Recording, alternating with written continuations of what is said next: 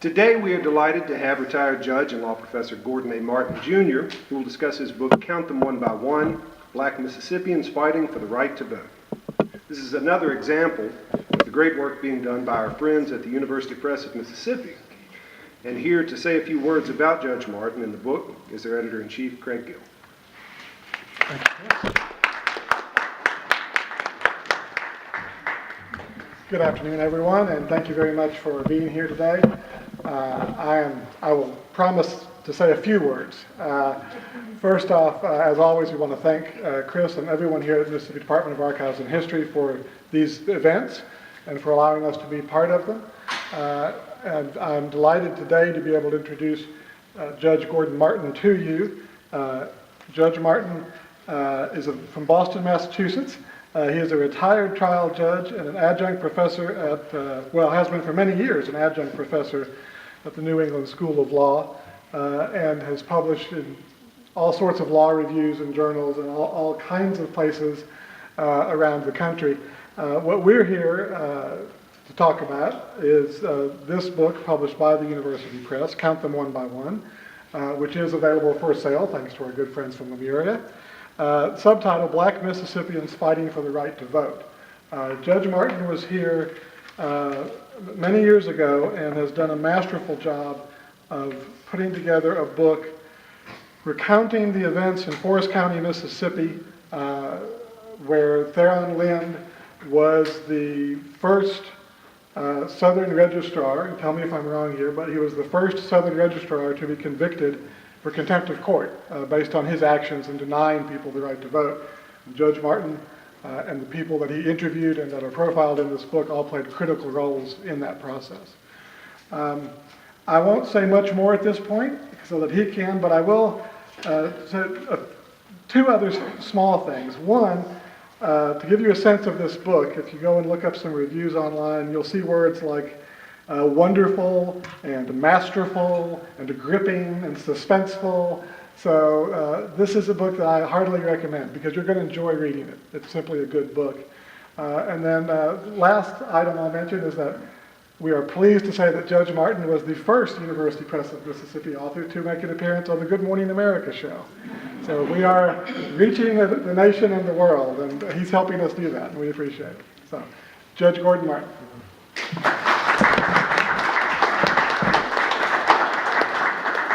Well, I mean, we've got to give credit in turn, and thank you very much, Craig, but we've got to give credit to that wonderful woman, Robin Roberts, who grew up right on the Mississippi Gulf Coast and who never lost caring about Mississippi.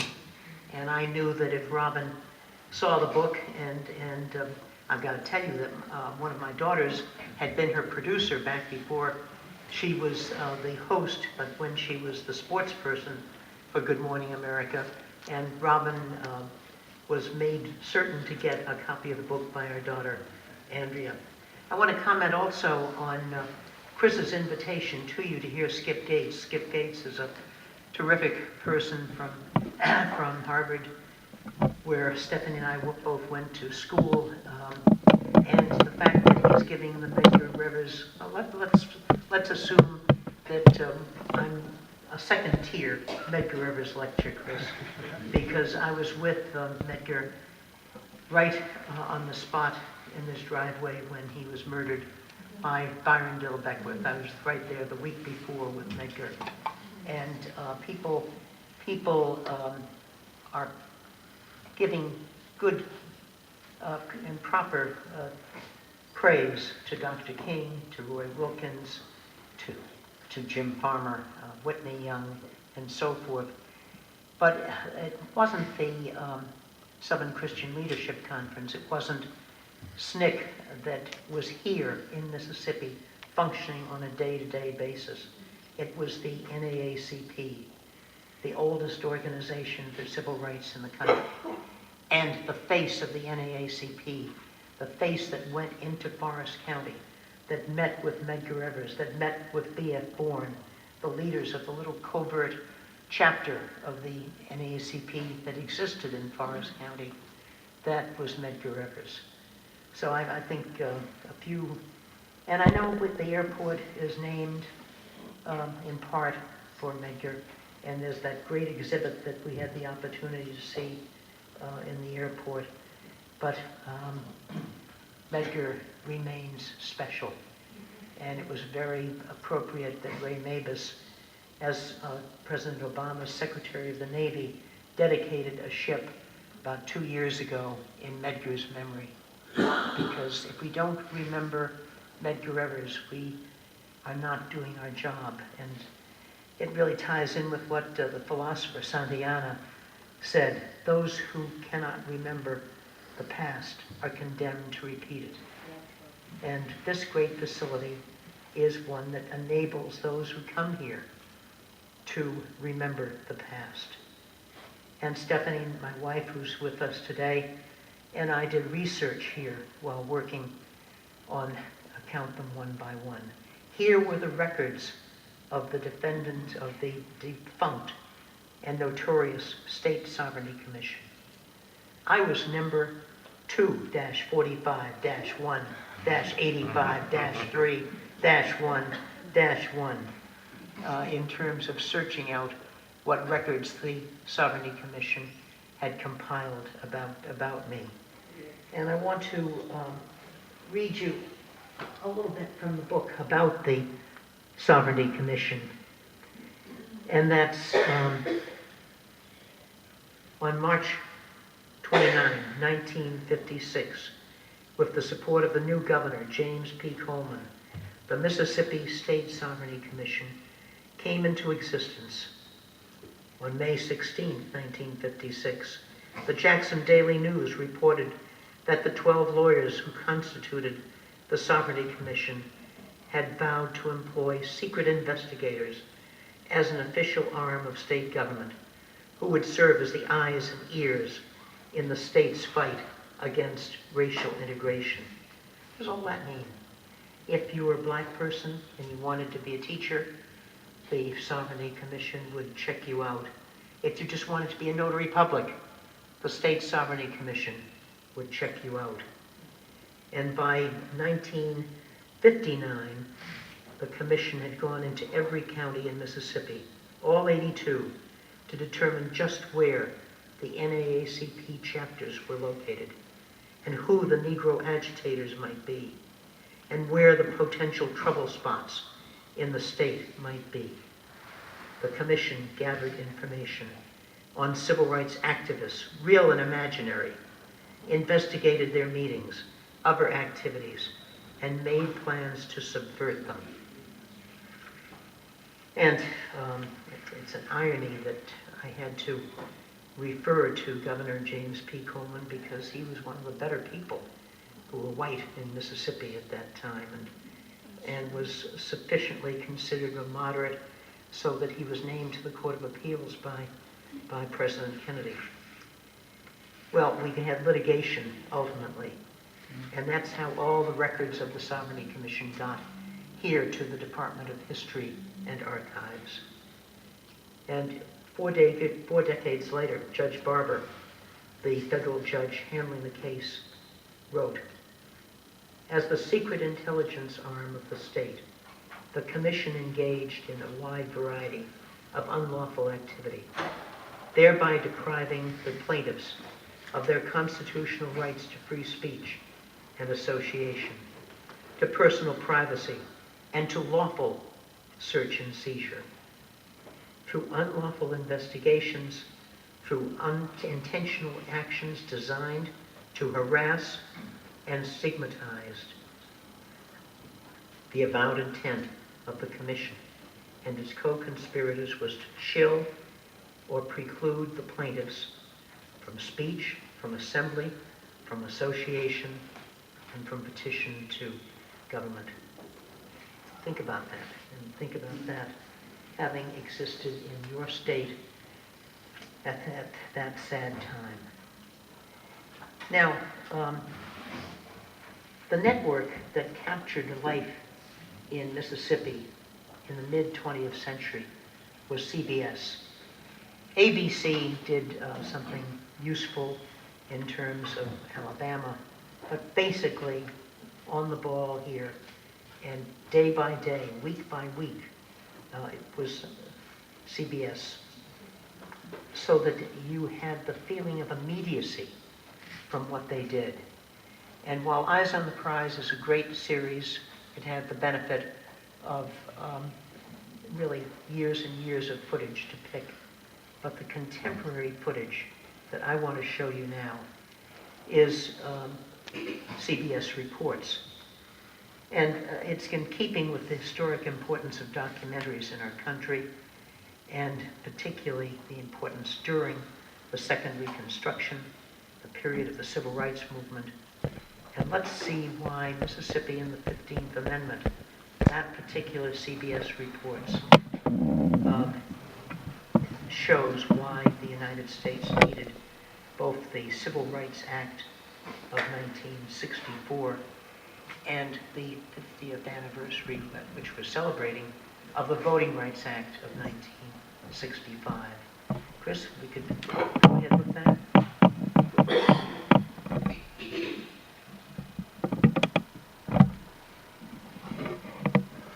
This is a polling place in Mississippi where voting is a sacred trust. This is one of the citizens who can vote.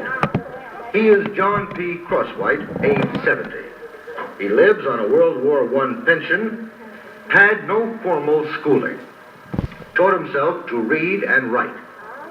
He is a qualified voter. The first man he ever voted for was, as he puts it, that fellow Wilson, and he has been voting ever since. This is David Robertson, age 27. He teaches science at Rowan, a segregated Negro high school in Hattiesburg, Mississippi. A graduate of Alcorn A&M College, a veteran of the Korean War, he has, since last spring, been working towards his master's degree in biology at Cornell University under a fellowship provided by the National Science Foundation. When the gene was first discovered, it was believed that it was the last thing that could be learned about the transmission of those things that we inherit. But Watson and Crick later learned by a method of X-ray diffraction that the gene is made up of a material known as DNA, which is also deoxyribonucleic acid. David Robertson has tried a number of times to register to vote in Mississippi. Each time, he has been told that he is not qualified because he failed to pass Mississippi's literacy test. Technically then, David Robertson, science teacher, college graduate, master's degree candidate, and a fellow of the National Science Foundation, is illiterate. Theron C. Lind, circuit clerk and voting registrar of Forest County, Mississippi, is one of the most powerful men in America. He and the 81 other county registrars in Mississippi, as well as registrars in Louisiana and other southern states, have the power under state law to decide who can and who cannot vote. It was Theron Lind who ruled that David Robertson was not qualified to vote. This is Radio Hattiesburg, WFOR, Mississippi's first radio station, now in its 39th year quality broadcasting leadership. Constable Lee Daniels is proud to be a part of tonight's election returns from Radio Hattiesburg News Central. And in making possible this broadcast, Constable Lee Daniels hopes that you, the citizens of Hattiesburg and South Mississippi, will be constantly reminded of your obligation, duty, and basic right to vote. The vote in Hattiesburg and South Mississippi guarantees better government for our section of the country.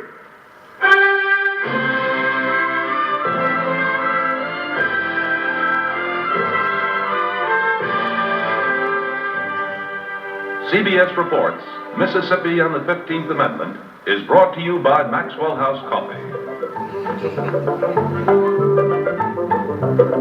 Good to the last drop. Another fine product of General Foods. CBS reports Mississippi and the 15th Amendment.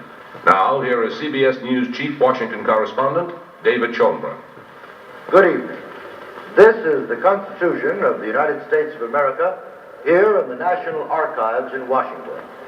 And this is the 15th Amendment to the Constitution, which says, Section 1, the right of citizens of the United States to vote shall not be denied or abridged by the United States or by any state on account of race, color, or previous condition of servitude. Section 2. The Congress shall have power to enforce this article by appropriate legislation. This 15th Amendment was passed by an overwhelming majority in the Senate and the House in 1869, then signed by President Grant and ratified by 31 of the 37 states and eventually by all the states.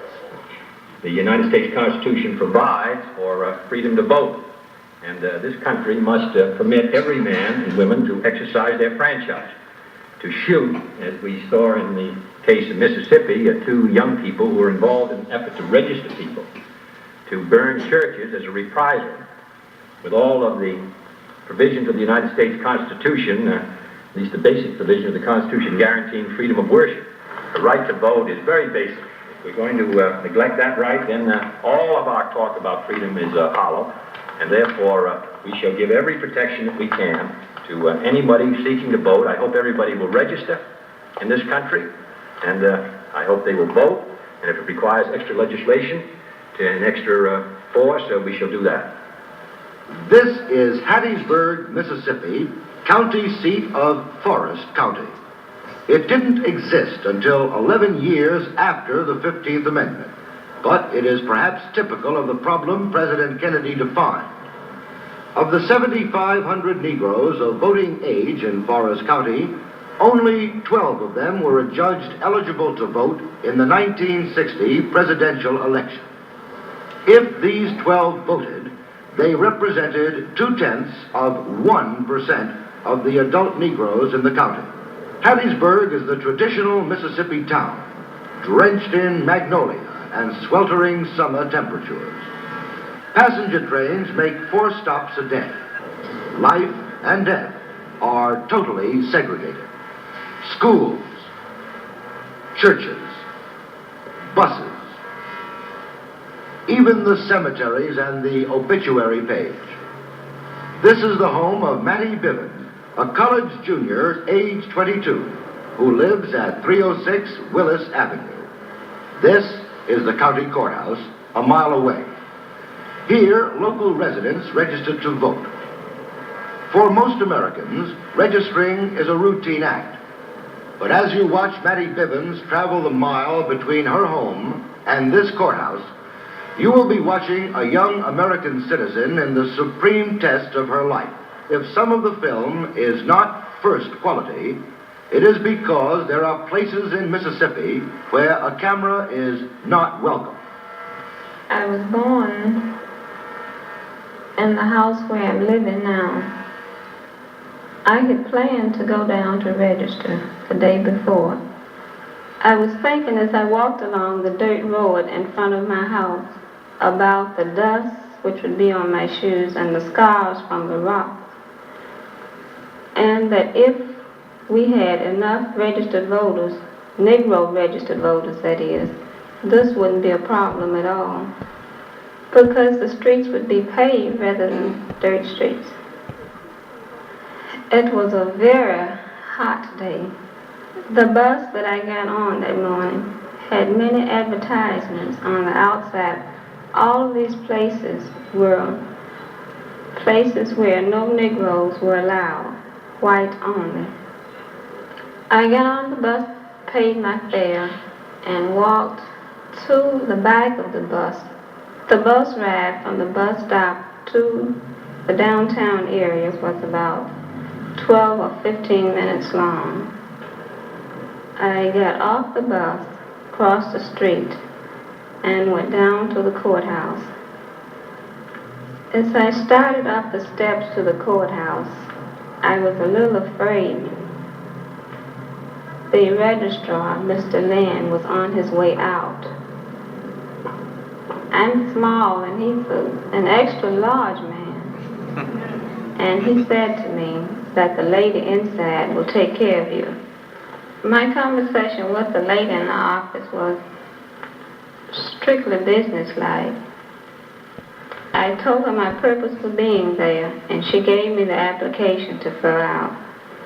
Along with the application, she gave me a section of the Constitution typed on 2 index cards.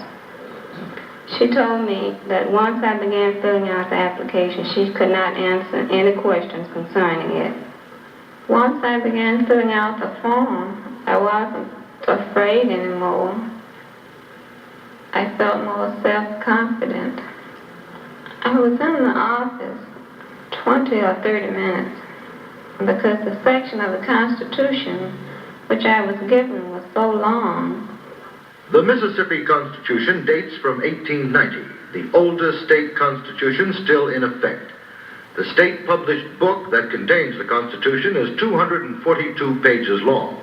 The Constitution itself contains 285 sections, many of them long and involved.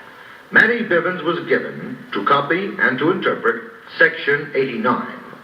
This is the way it reads. There shall be appointed in each house of the legislature a standing committee on local and private legislation, the House Committee to consist of 7 representatives and the Senate Committee of 5 senators.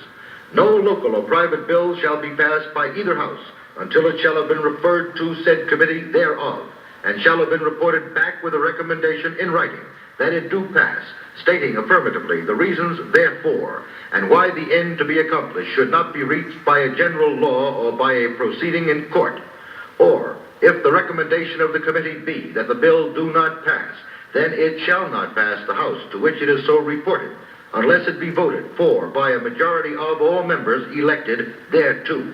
If a bill is passed in conformity to the requirements hereof, other than such as are prohibited in the next section, the courts shall not, because of its local, special, or private nature, refuse to enforce it. It is impossible to know exactly what Mattie Bivens wrote on her official form in those 20 or 30 minutes in the registrar's office. But afterwards we asked her to look at the bound copy of the Mississippi Constitution and interpret Section 89 as she understood it. This section of the Constitution deals with local, special, and private bills rather than general laws, and how these laws or bills may be passed or I think we rejected can by the stop there, legislature. Chris. And Not to cut off Mattie, but first of all, let's be very clear that no white person would have gotten a section of the Mississippi Constitution which had to go over onto 2 index cards. Indeed, Theron Lynn, in the first 2 years that he was the circuit clerk, and we were limited in our trial that I've written about to that 3-year period. The first 2 years, a white person didn't have to fill out any form at all. As we got closer to the trial in March of 1962, then he began having white people begin to fill out interpretations. And often it would be something like Section 30. And right. No imprisonment. He is a qualified voter. Yeah, that voter just wants to get back on the stage again. we're not going to let him. Okay. You remember President Kennedy referring to that extra legislation, and we've already talked about Medgar Evers. It was the night that Medgar was assassinated by Barrington Beckwith that President Kennedy went on national television to say that we needed what he called the Civil Rights Act of 1963. It unfortunately was not passed during his lifetime. Lyndon Johnson accomplished that in 1964, but it was President Kennedy's bill. David Robertson, the first of our witnesses, and I view this as a David against Goliath kind of situation. But we are fortunate to have with us today both the son and the grandson of David Roberson's mentor, Nathaniel Berger, the principal of a segregated high school, Rowan High School. And I'll ask, and they're modest. They're modest, just like Judge Reeves, whom I'll introduce later. They're way in the back of the room, but I'll ask Richard and Marcus to stand up. Richard Berger and Marcus Berger.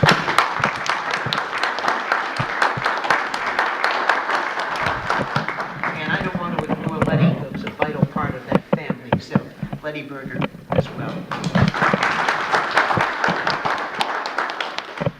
So it's David and, let's say, Maddie too, because she worked as a SNCC worker for Lawrence Giat, who died unfortunately just a year ago. And against them, Goliath. All 350 pounds of Theron Lind. And Craig referred to Registrar Lind as being the first registrar to be held in contempt. And that's only because nobody had gotten a court order against the predecessor registrar, Luther Cox, because clearly he would have been in contempt just as well. And who's in the middle? And how did he get there? In the middle, between David and Goliath, was the judge, William Harold Cox. And of course, to get there, he had to be nominated by the president. But it didn't hurt that he had grown up in Sunflower County, just a few years younger than the chair of the United States Senate Judiciary Committee, James O. Eastland. And it didn't hurt that when Eastland first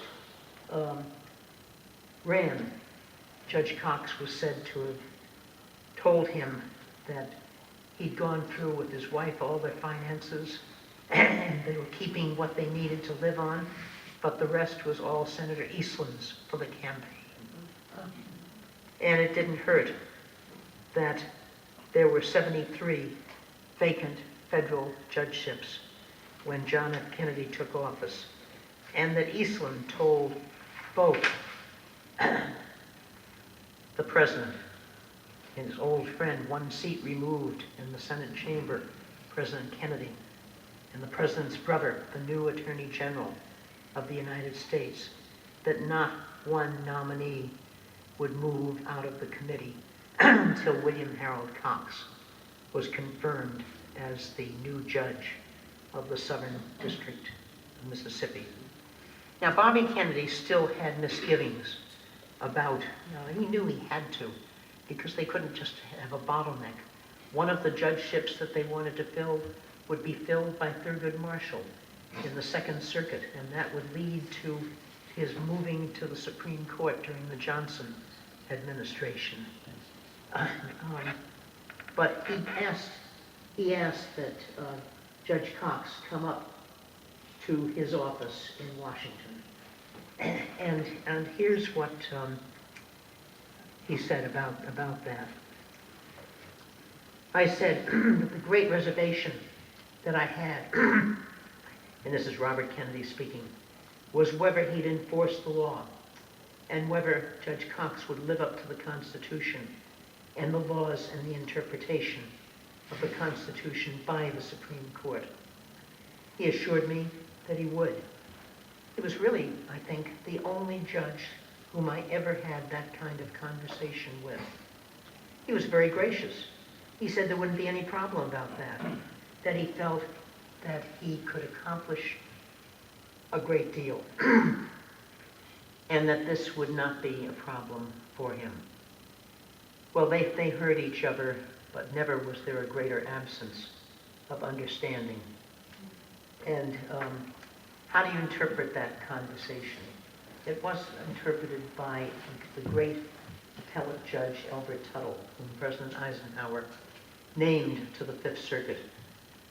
And Judge Tuttle understood what had happened. They were talking different languages. When Bobby asked if Cox would uphold the law of the land, he was thinking about Brown versus the Board of Education. When Cox said yes, he was thinking about lynching. When Cox said he believed Negroes should have the vote, he meant 2 Negroes. And we liberals might get Thurgood Marshall as the Second Circuit judge for New York, Connecticut, and Vermont, but the Southern District would get Harold Cox. Senator Eastland had been told by Robert Kennedy that there would be no hands-off policy for Mississippi, and Eastland had responded with his own hands-on policy for Judge Cox to have the whole new range of cases that we in the Civil Rights Division had brought. Well, I'm glad to say that for your sakes and for the country's sake, that Judge Cox has moved on to whatever his heavenly reward might be, and that we have a new judge in the Cox seat in the Southern District, and he's nice enough to be with us today. And I'll ask Judge Carlton Reeves if he would stand. He's another modest person back with me.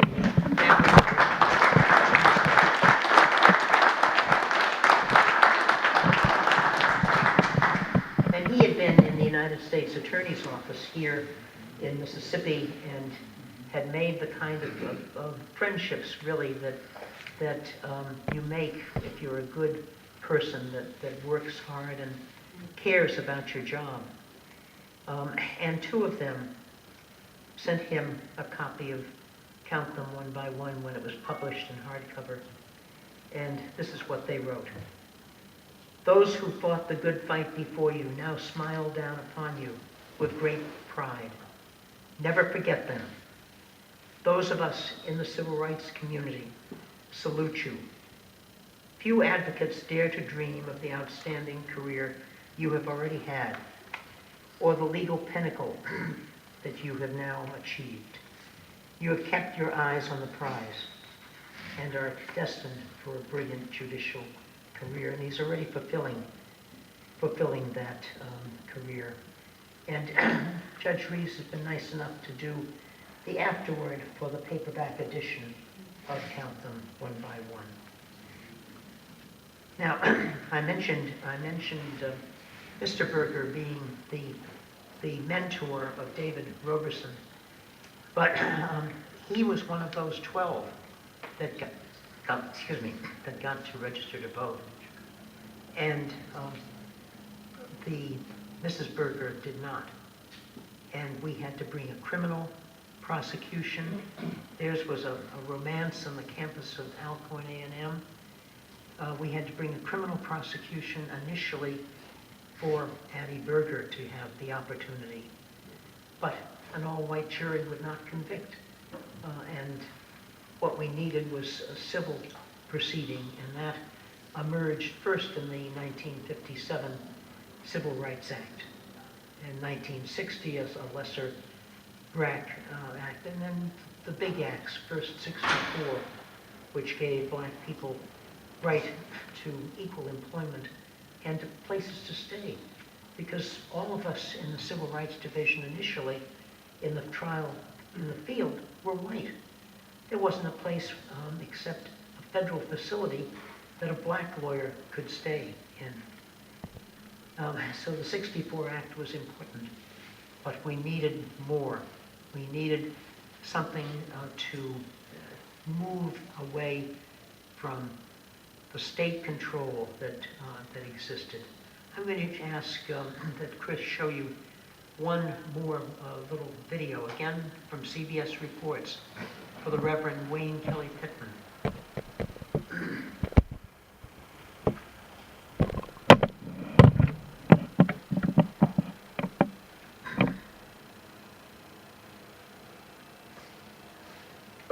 The Reverend Wayne K. Pittman is pastor of the East Pine Circuit AME Church.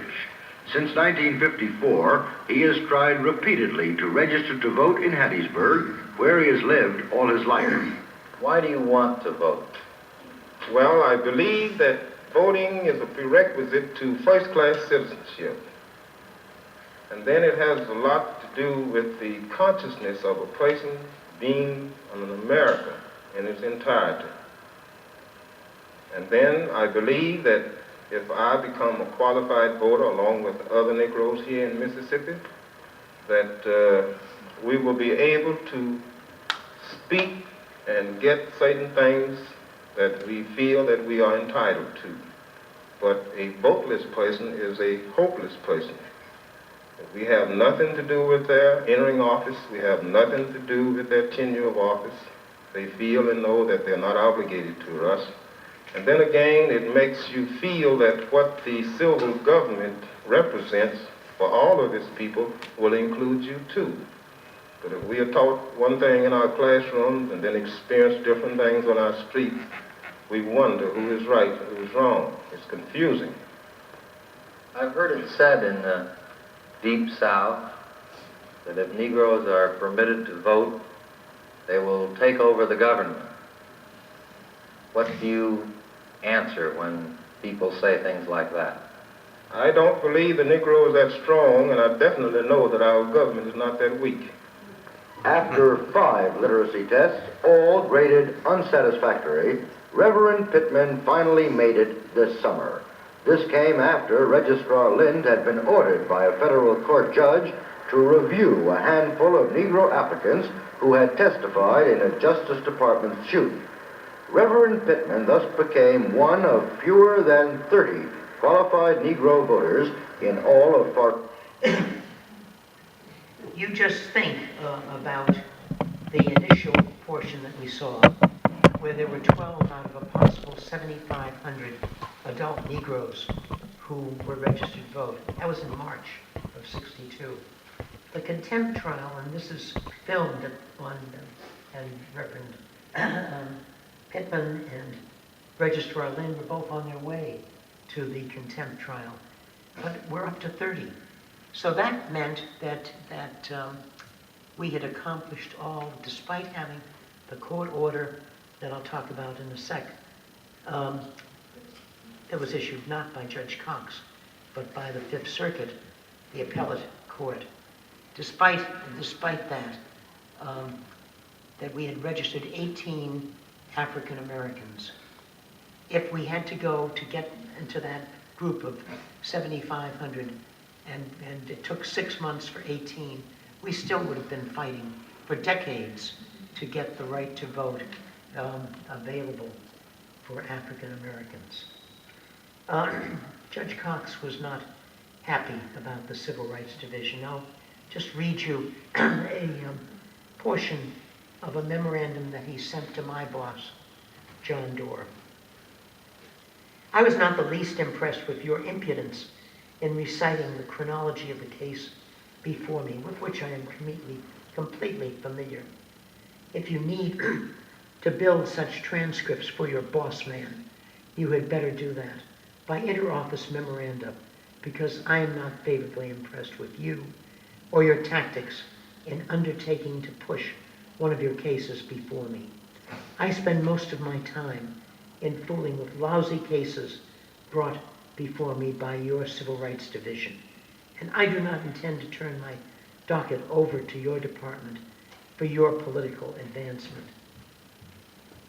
I do not intend to be hurried or harassed by you or any of your underlings, that was me, in this or any court where I sit. And the sooner you get that through your head, the better. Well, you don't have to be a judge or a practicing lawyer to realize that that's not the normal way that litigants and judges talk to each other. But that was Judge Cox. That was Judge Cox. And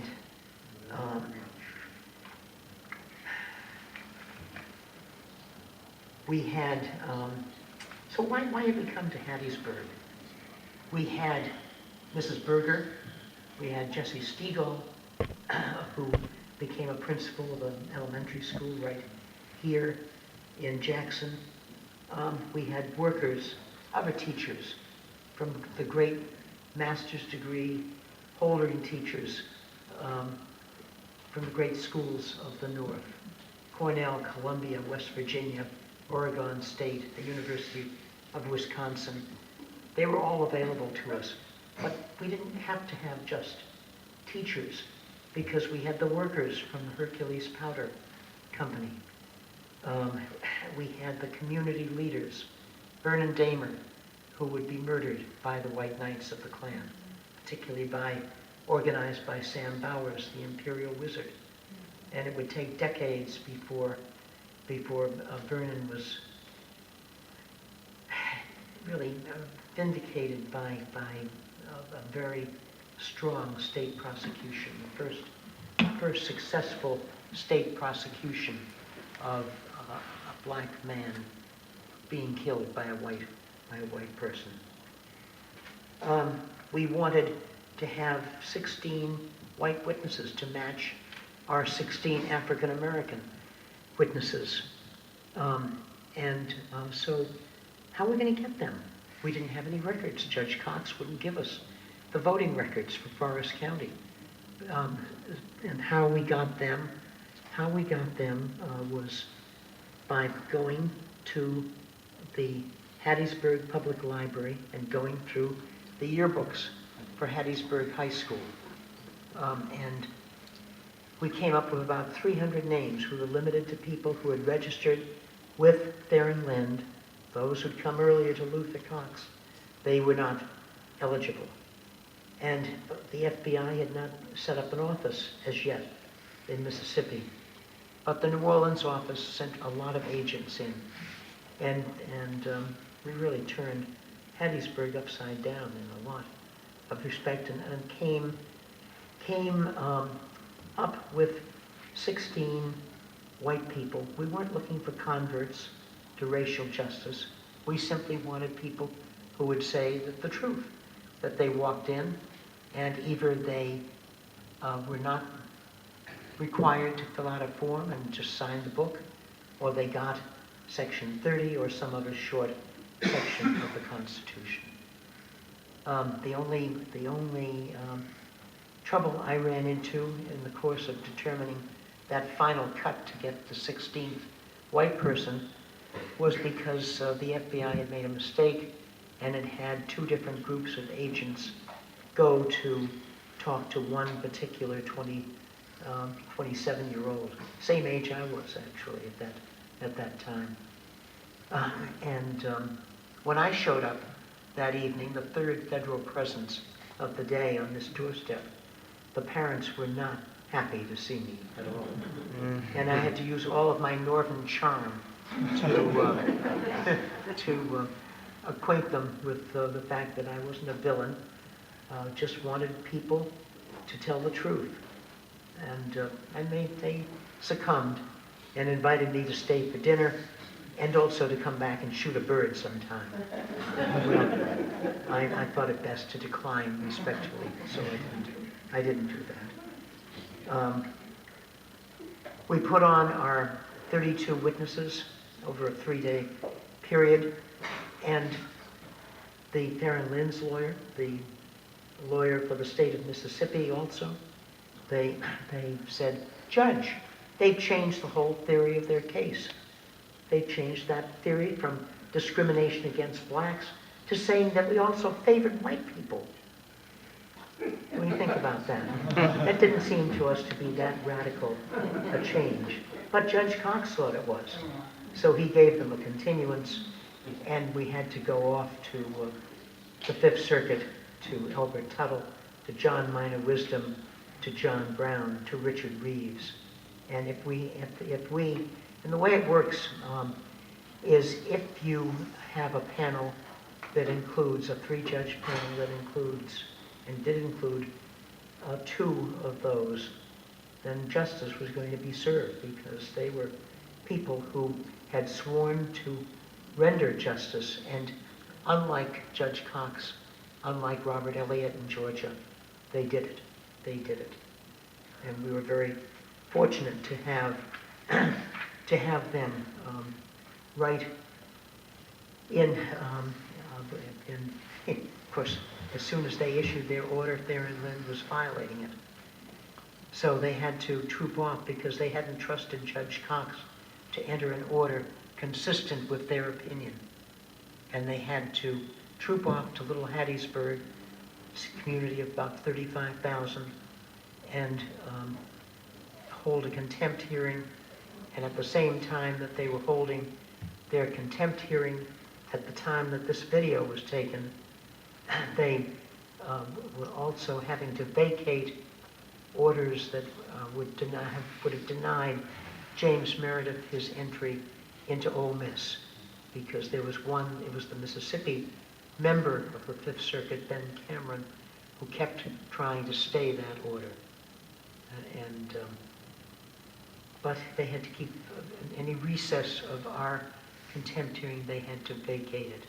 Now, I want to allow a little time for questions, and I hope that we have some, but I think you've gotten a pretty fair picture of what life was like in Mississippi in 1962, what life was like for lawyers trying to render justice, and what the judiciary was like at that time in the 7th District of Mississippi. So, do we have any questions? Yes, ma'am. My name is Anita. I have a question concerning the teachers, the university professors. They had to be reported. Did you keep up with those students and professors at the Jacksonville State and Tougaloo that had to be reported for activity or activism? Well, in terms of the one case we lost was a Greene County School of Education, county education case for a very good woman named Ernestine Talbert, who was from George County, and we didn't have 2 of those judges on the panel, and we lost on a 2-to-1 vote. But we stayed in touch with Mrs. Talbert. We were fortunate in Hattiesburg to have Nathaniel Berger, a principal that was very good at Rowan High School and would protect his teachers, and also a superintendent, Mr. Blair, who got on quite well with Mr. Berger and with the black teachers, and hired Eloise Hobson, when her mother became ill and she wanted to move back to teach in Hattiesburg from far in South Carolina where she was. So we certainly tried to do that. But protection was not something that we were as strong in as we might have been. Mm-hmm.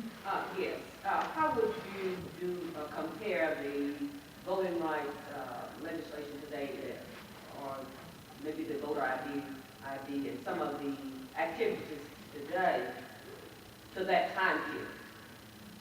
Well, we thought we were dealing with access, and we thought, and it's an object lesson, I think, not just to me, but to all of you, that when you think you've achieved rights, better look again, because there are those who try to take them away from you, and as we moved further into the 20th century, we had the National Voter Registration Act, the Motor Voter Law, consistent with the Voting Rights Act.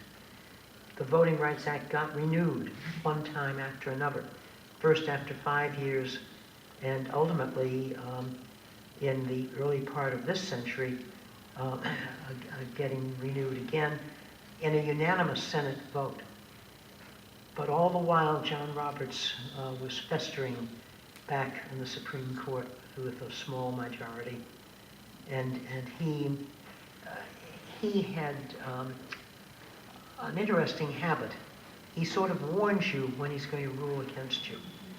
And in the Austin, Texas utility case, he warned anybody who was paying attention that we hadn't revised the states listing that were going to be subject to pre-clearance. Pre-clearance, it simply means just that you can't make changes affecting the right to vote without there being approved either by the Justice Department's voting section or by a federal court in the District of Columbia. Obviously, it is a fact that Mississippi and Alabama have more black office holders than any other states in the country, and that's good. It is also a fact that the 15 states that were under the initial scrutiny of the Voting Rights Act, that they have a greater proportion of the violations that are alleged than other states. Doesn't mean exclusively. So what we've got now in a Congress that won't pass anything useful, pretty much, is a proposal that would cover all states and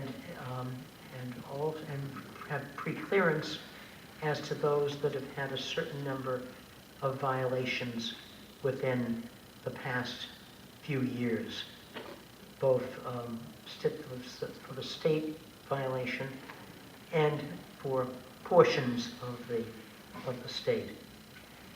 And there are concessions that are being made and ignored by the Republicans in the Congress, I'm afraid. Yes, sir. You mentioned Tougaloo College. To what degree was that Tougaloo involved in this? Any of the things? Well, one of our witnesses, the Reverend Wendell Phillips Taylor, was the chaplain at Tougaloo, and I think that Richard just told me that Jesse Stegall's son, he believes, is working at Tougaloo. So there was involvement. There was involvement. And we have a chapter just about Reverend Taylor and his work, not just at Tougaloo, but here was a person who was turned down for voting registration in Hattiesburg, yet he had voted in Jones County, just up north in Laurel. He had voted in New York City, but that wasn't good enough for Hattiesburg. Yes? Yes, ma'am. Well, you mentioned the Motor Voter Act. Yeah. I think it took almost 10 years for that to be implemented here in Mississippi. Mm-hmm. And so even then, what was that, 1980s? Yeah, Trying to the late part of the 20th century, right. Right. But it was still, it did get implemented, and it was a step consistent with the access that we had found from the Voting Rights Act itself. Yes, ma'am. This is not really a question, it's more of a comment, but you know, you were mentioning the discrepancy in like the length of the passages, black or white, had to interpret the Constitution. It was more than just that, because I registered to vote in Hines County in 1964, and I took it serious. I don't remember what the passage was, how long it was, anything like that, or even what form on the paper. But I remember I, took it seriously and wrote out my interpretation, but it didn't make a bit of difference. I handed it to the clerk, and she nodded, stuck it in the drawer. She never looked at what I wrote because she didn't need to. She saw my skin color. Mm-hmm. Yeah.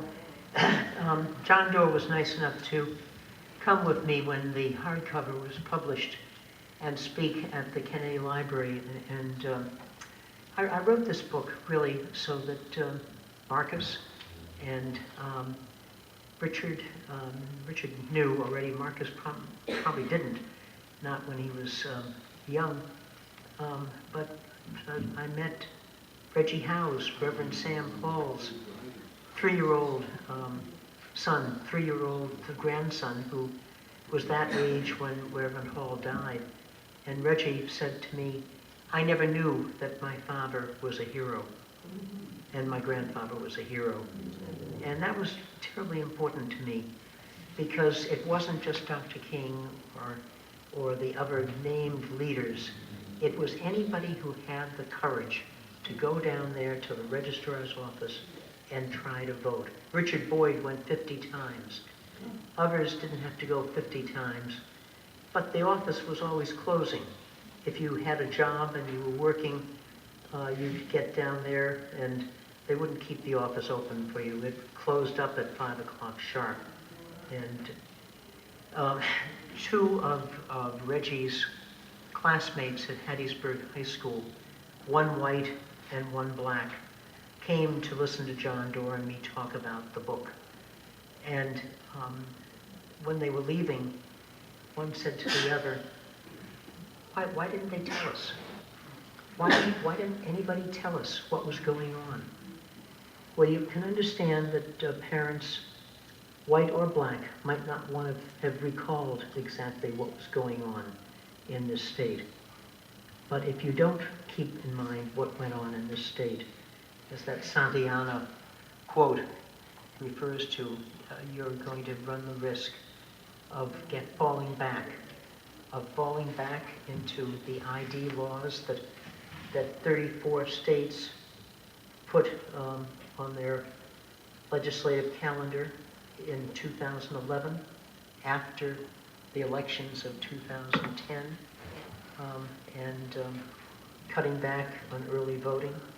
The fear of having any voting registration on Sunday because black churches may urge their parishioners to go down and register to vote. All of these kind of things that the American Civil Liberties Union is fighting, that the League of Women Voters is fighting, all these kind of things we have all got to be vigilant about. And